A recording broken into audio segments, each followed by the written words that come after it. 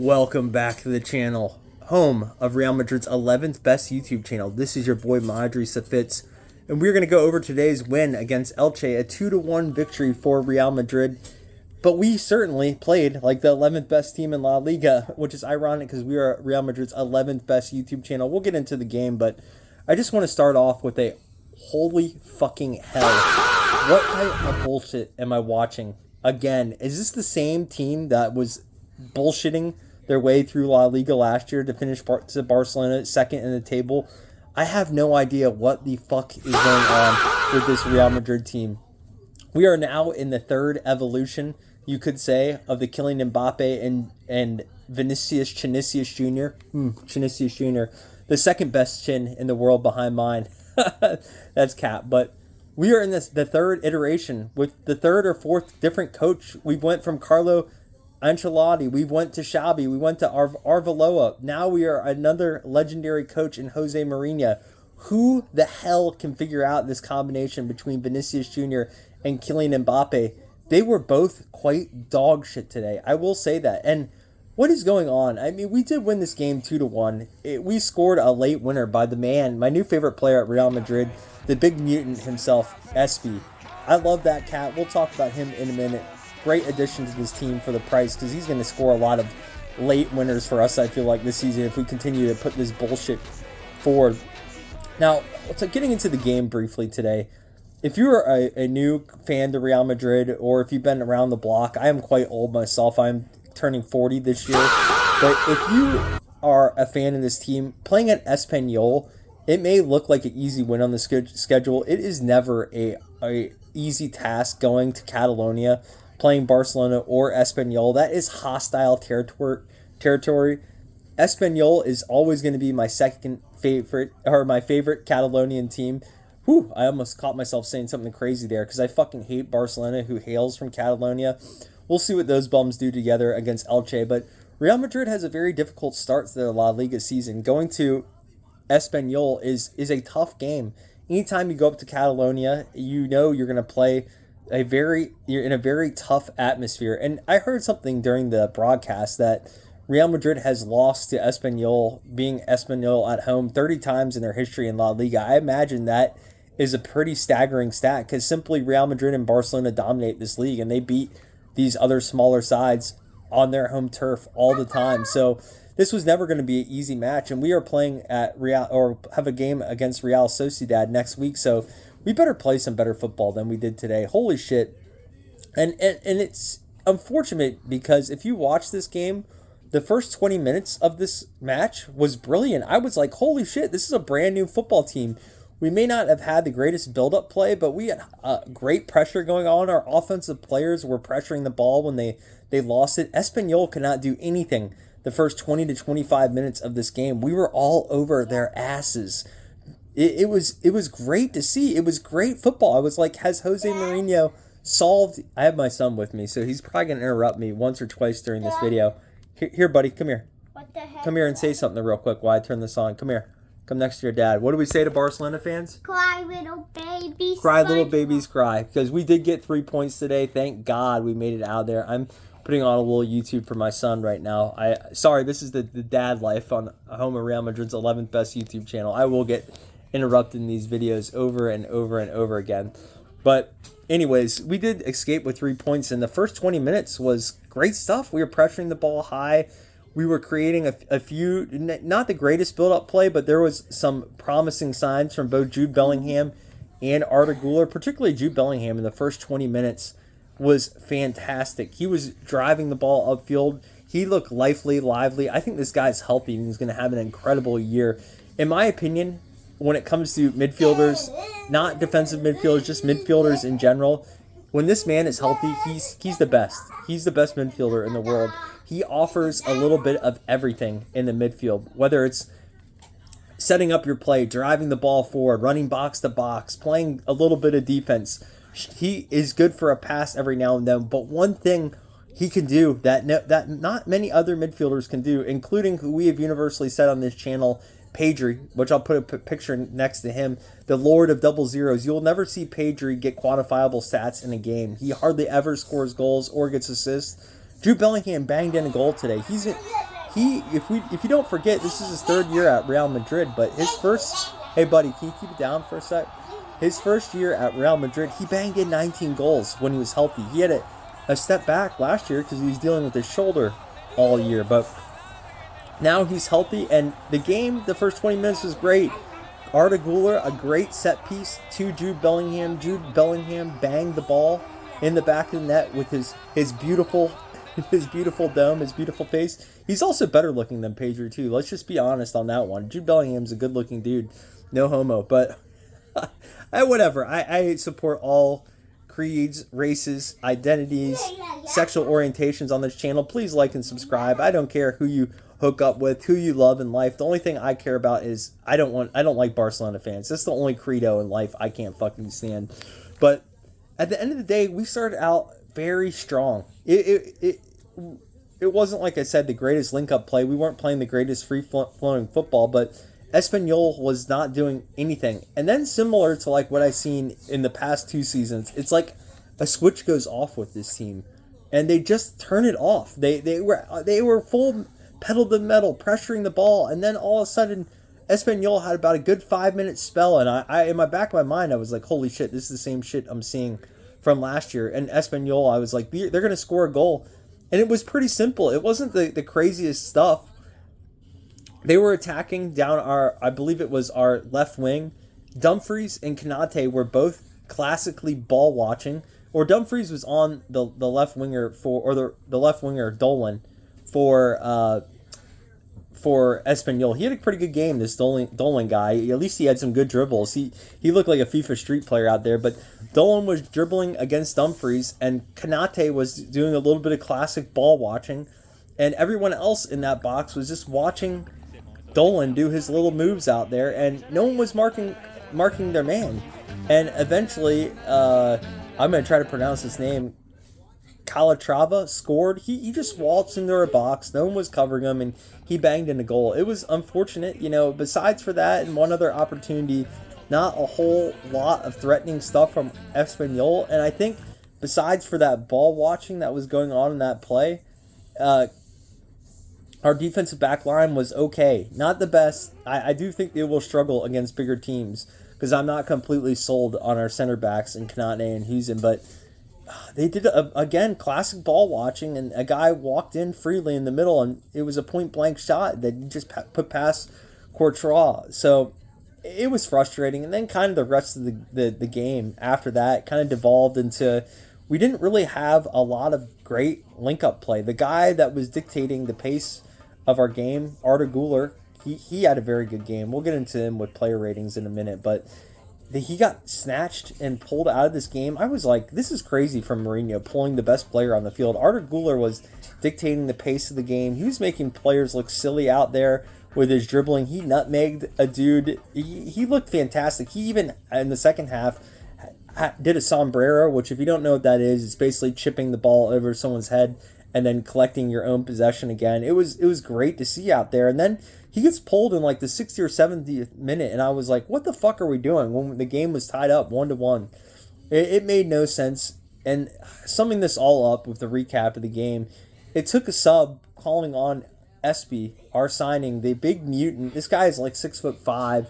He was a $25 million late signing in our transfer window, and he rescues us. Kylian Mbappe was driving the ball in the middle, trying very hard. I give him props. He wasn't great today, but he had great effort at least, and he was trying to beat 2 or 3 guys in the box, and then Espy picked up the ball and was like, Mbappe, let me show you how it's done, and he banged the ball in the back of the net, and it was about the 86th minute, and they saved us from what would have been a humiliating 1-1 result, and we would have been hearing it, all the barking from Barcelona fans. I know Barcelona fans themselves, who I deal with these cats all the time. I work with them. They already had their text message generated. Real Madrid drops points on the first game. It's worrisome. I'll get into player ratings and then I'll sum up my thoughts. But before I even get into the player ratings, the lineup that I saw, now it's looking a little bit different on this Fubo mob. This Fubo mob said we played a 1-3-2-4. I don't think that's what we actually employed. From looking at the starting lineups, which I thought was very strange, is that we lined up in a 4-4-2 which was, it's whatever. I mean, we didn't employ that in the entire preseason. Then the very first game, Jose Mourinho wants to experiment with a 4-4-2, whatever. But if you looked at that 4-4-2, it was Dumfries, Konate, Dean Huijsen, and interesting enough, Correas got the start over Cucurella, which I don't see that happening in the future. And then Dumfries got the start over Trent Alexander-Arnold. And then our midfield, who we were all wondering who was going to be the last man out or the odd man out. But our midfield had Güler, Bernardo Silva, Valverde, and Bellingham in the midfield to start out the game. And then it was up top, two forwards in Mbappe and Vinicius Jr. So I thought it was interesting that Tchouaméni didn't even play at all in this game. And equally as interesting, Endrick didn't get any minutes in this game. And Yan Diomande, the guy we spent $144 million on in the transfer window, didn't start either. So very interesting stuff. I mean, I don't know if I agree with that lineup or say that would be our strongest lineup or even employing this formation would be our strongest formation. But this is what we went with. And I'll go over these player ratings now. Dumfries, the whole back line got around. I'll give you the ratings, which are up here on this slide. Dumfries got a 7.3, Konate 7.7, Dean Huijsen 7.1, and Carrera 7.4. I would say our back line today was decent, not great. They were serviceable enough. They were about a back line that's going to let in one stupid goal a game, which happened today because they were all ball watching. Now, one thing that I thought was a little bit better today than I saw last year was at least aerial, like in the air balls that were getting thrown in and kicked into our box. We had some guys back there that were more equipped to deal with it, including Dumfries, Konate, and even Dean Huijsen was using his head a little bit better. And the one-on-one defending that I saw from our players against the other team was a little bit better too. Dumfries had a pretty good duel going on with the Dolan Cat, who the Dolan Cat must just watch a lot of YouTube videos in his free time. He was doing step overs. He's doing it was entertaining to watch. He's doing some crazy stuff, but he had a pretty good battle with him and had him locked up most of the game, I would say that. But the Dolan guy was trying to throw everything at him, the kitchen sink. And even Trent Alexander-Arnold, that bum defender, when he came in, had a pretty good outing against Dolan. But Konate was decent. He was a physical force back there. Say what you want about his form at Liverpool, but he looked all right. Dean Huijsen was okay, and Carreras didn't do anything stupid, or he didn't do any crazy mistakes that cost us any goals. Except the one, it was just collectively a lot of ball watching going on for sure. And then Bernardo Silva, they gave him a 7.0. Nothing. I wouldn't have given him that high of a rating. I would have given him about a 6.5, maybe a 6. He was okay in defense, but he didn't really offer a whole lot going forward. I thought there was an opportunity in the second half where he was kind of cutting in on a 45-degree angle for maybe a curling shot right outside the box, and he elected to not take the shot and pass it up and turn the ball over in what was probably one of the more threatening positions we had in the second half. And then Valverde, I thought he had a pretty good game. Valverde, he got an 8.1. I think that's justifiably so. I personally think Federico Valverde, my boy, the dude that got knocked the fuck out by Tchouaméni last season, his best position is served when he plays further back. He's just not ever going to be the guy that's a creative passer, and he'll bang in a goal on the outside of the box every now and then. He almost had one today. A rebounded shot landed right to his foot, and you would expect him maybe to knock that ball into the back of the net. It just grazed the post a little bit wide, but in my opinion, and I've been saying this for a long time, his best position is right back. I feel like the further back he plays, the better he is, and the more impact he has on the game, because he's just an engine. He's a big, strong, fast player. He's an engine, an energizer bunny that will just run his socks off and defend very well. When he was defending today, great, great cleanup job in front of our front line. He puts forth a lot of effort. No real complaints from him. 8.1. Now getting into our two best players. By far, our best players were Arda Güler and the dude Bellingham. I cannot glaze Jude Bellingham enough. I am the biggest Jude glazer on planet Earth. When this guy is healthy, he's not only, when I know he gets accused of being a cardio merchant, that's hard to do in football. I just got done running about 2 miles, 3 miles tonight. I am cooked. my legs are fucking fried. I couldn't even imagine a guy like Rodri trying to do that an entire season, getting into Barcelona, because he's about as old as fucking I am. But Jude Bellingham, he can run that race. I love that about him. He's always running the entire length of the pitch. The dude's never stops moving. And that's extremely hard to do, to be that fit and go up and down the field. You won't see that from a lot of our attacking players at Real Madrid, because simply they can't do that, or they don't want to do it, or they're extremely lazy. I'm talking about you, Mbappe, and you, Vinicius Jr. You guys are lazy as fuck. And you guys are driving me nuts. I'm going to get into you guys in a second. But Jude Bellingham ran the race today. He banged in a goal. He was very positive until he got pulled too. I was like, he's one of our better players. Why is he getting pulled? But maybe he was tired. Maybe we don't want to get him injured or burn him out too early in the season. Who the hell knows? But he had a great heading goal.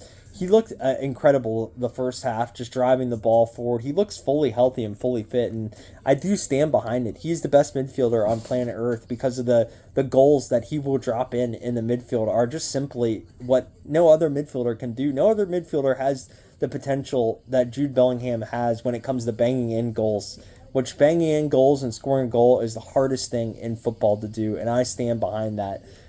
Now, I will say he had an excellent game, but by far the best player, and he got pulled too, which made no sense to me. The subs by Jose Mourinho did not make sense to me, was Arda Güler. This cat, he is just young, and he's only getting better and better, and you can see he's, even looking at pictures of him, he looks a little more physically stout. I won't say he'll ever be a dominant force or a physical presence like a guy like Jude Bellingham or Valverde in the middle, but boy, this cat, he is a football player, and he just is, he can really be an all-time great at Real Madrid. He had an assist today, starting off his La Liga campaign on a very high note with an assist. Great cross into the box on a set piece to Jude Bellingham. One thing you hardly ever saw last year is Real Madrid scoring goals on headers and set pieces. I did think that was a plus today. I did think that is a plus. That we did look a lot better on set pieces. The balls he was dribbling in on direct and free kicks into the box, the crosses, his crosses from corners were excellent. This guy was holding the ball, dictating the pace of the game. No one from Espanyol could touch him. He was nutmegging fools out there. He's sombreroed a guy over his head. I'd like to see him shoot a little bit more. I think he could be a little more aggressive when it comes to that, but hats off to him. And Jose Mourinho elected to pull our two best players in the second half. And when him and Bellingham got pulled and we were down, it was 1-1. I was like, we're fucking cooked. Who the hell is going to dictate and win this game for us without Jude the Dude Bellingham and Arda the Magician Güler? And I'm going to call him the Little Magician. Just like Luka Modric. He's our new Little Magician.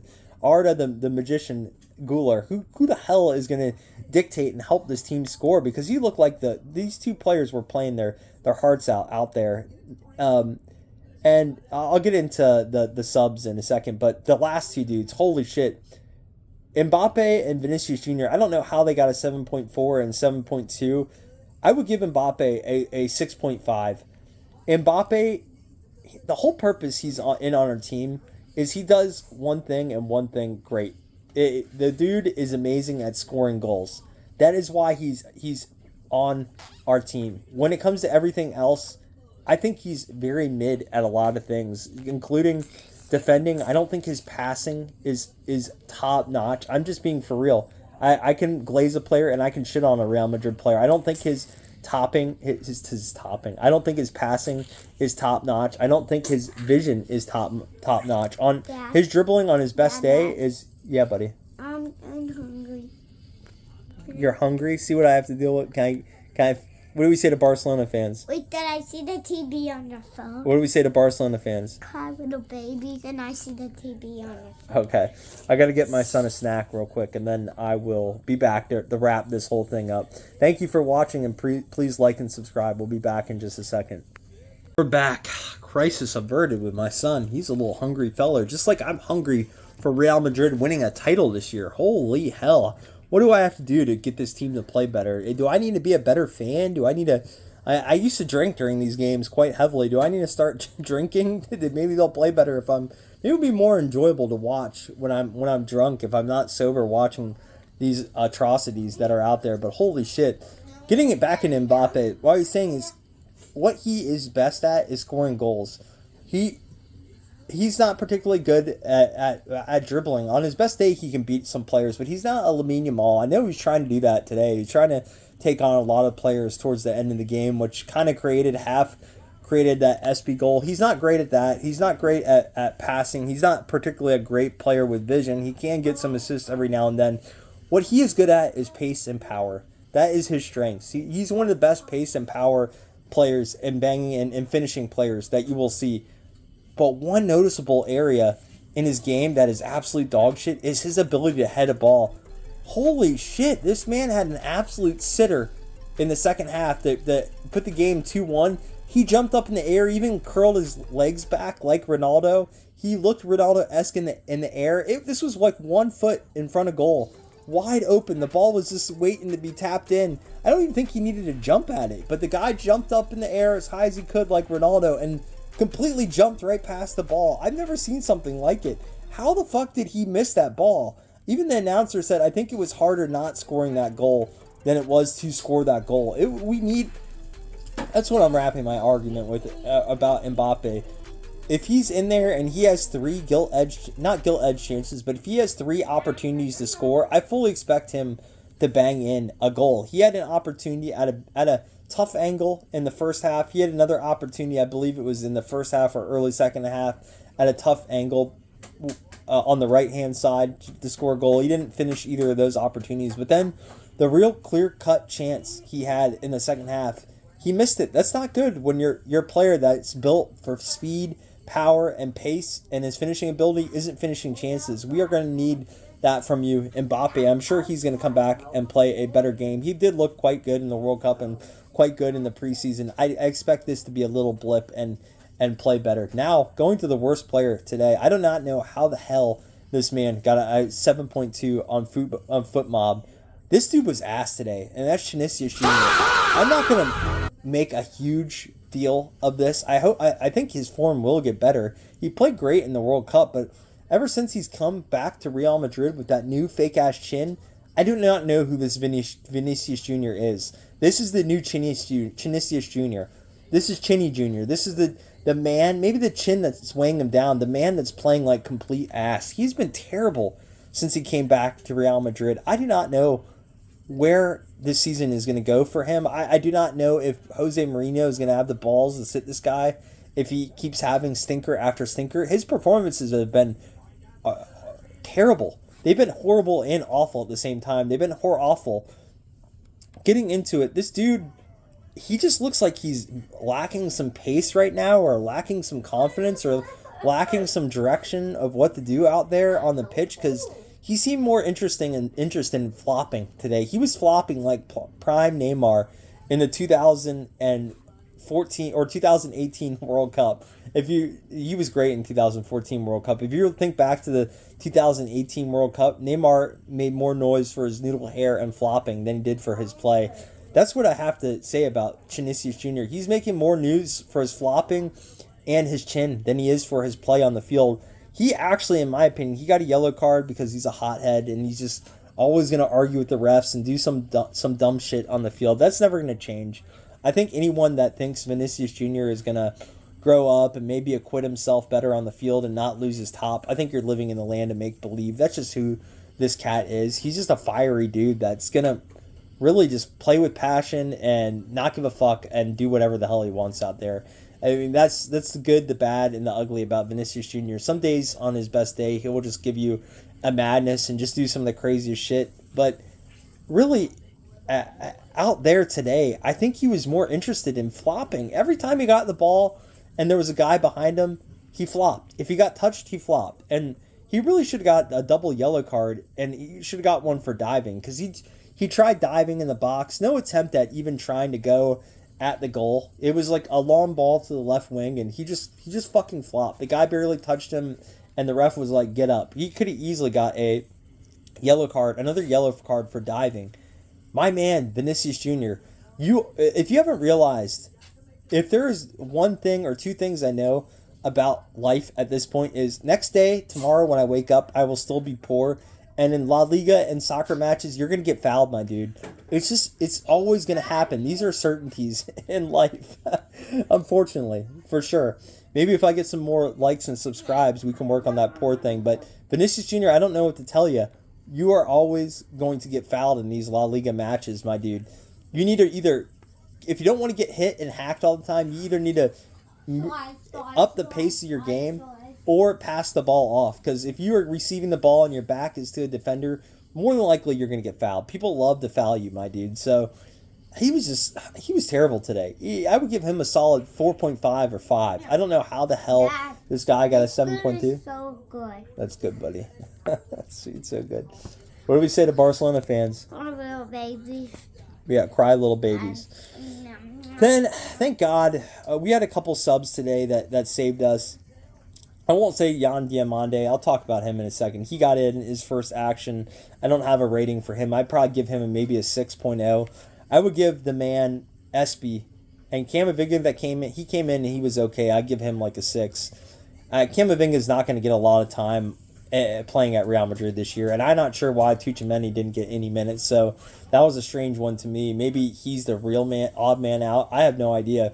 If you're going to have a guy like Tuchemeni on the bench all year, you might as well sell him because he's a commodity that you could make a lot of money for. But Espy came in. He saved our asses. I would give Espy a 7.5. He came in. He was hustling back. He was trying to put pressure on the ball. He was trying to defend. He was going forward. He even laid off a ball that was passed on, being a classic post, a last man in the box. He laid it off to Mbappe, and Mbappe just made a complete fluff of the finish. But then Espy did what every great classic number 9 does. Mbappe was dribbling like a madman in the box, lost it a little bit. He cleaned up Mbappe's bullshit and was like, let me show you how to score a goal, and saved Real Madrid from humiliation, which would have been a 1-1 tie. Wrapping this video all together, I am getting quite long-winded, and I thought this was going to be a short video. There was a little bit of good today in the first 20 minutes of the game. We did look a little bit better in the air with aerial threats, crossing the ball. We did end up spamming crosses a lot instead of link-up play, which I don't like to see. We're going to get frustrated in La Liga. That's fast because teams play low blocks against us. At least if we are going to start spamming the crosses, we did look a little bit better going into the box and trying to score goals. And we have aerial threats now on our team with the likes of Dumfries in there. Kanate even had a decent header on goal. We are going to have Espy, who certainly is a big mutant that can bang the ball in with his head. Let's hope Mbappe doesn't have to try to do any more headers because that was terrible. That was the good that I saw today, and maybe a little bit better one-on-one defending and a good performance by Arda Güler and Jude Bellingham. Now the bad. We cannot continue to play like this all fucking season. I will go fucking insane. I cannot deal with these 2-1 bullshit victories every game throughout La Liga, playing bullshit football, playing half-hearted football, not letting all these smaller sides stick with us, and having to scumbag our way out to get a victory in the 86th minute. I can't do another season of that. I already have a lot of gray hairs, and I think it's from watching this fucking football team. It's driving me nuts. We need to play better. We need to recoup. Have a good game at home, I believe it is, against Real Sociedad. I can't take this pain and torture. We'll see what Barcelona does tomorrow against Elche, a very weak side in La Liga. Let's be for real, all sides are really weak except the big boys in La Liga. It's a very Mickey Mouse league. We need to start playing like we have some of the best players in the world, and I hope we can figure out a way to get Mbappe and Vinny going together, particularly Vinicius Jr. Holy shit. I'm signing out. Please do better for the sake of Real Madrid fans. This is my ploy to Real Madrid players and Jose Mourinho. Please figure this out. You have some very loyal fans out there that absolutely love this team, that will do anything, that will wake up at all hours of the day. If they're on shifts, they'll figure out a way to watch this game. And you guys are just putting forth the most sorry bullshit on planet Earth the last going on 3 years now. Figure out a way to play better. Figure out a way to win some trophies. Holy shit, that's it. MadridistaFitz out. Play better. No more excuses. Play better. See ya. Hope Barcelona loses tomorrow. Puta Barca. Fuck y'all.